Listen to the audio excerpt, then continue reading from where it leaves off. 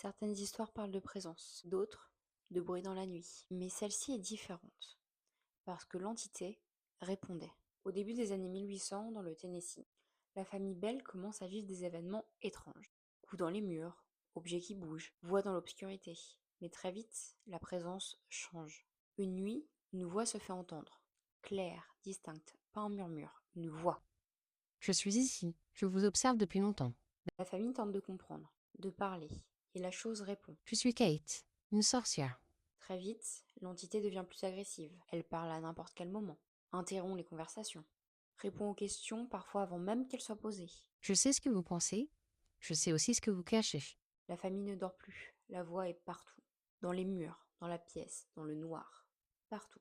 L'affaire attire l'attention, des voisins viennent, des témoins écoutent, et tous entendent la même chose, cette voix.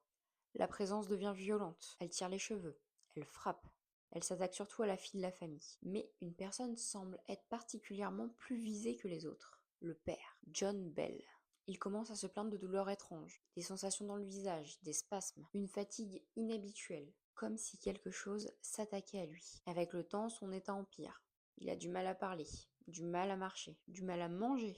La famille est impuissante et la voix est toujours présente. Un matin, John Bell est retrouvé, incapable de se réveiller. À côté de lui, un petit flacon inconnu. Personne ne sait d'où il vient. La famille demande qui a fait ça.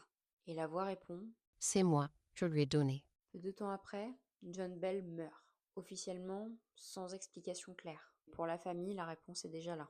Après sa mort, la présence disparaît, comme si c'était terminé. L'histoire The Bell Witch reste l'une des affaires les plus troublantes.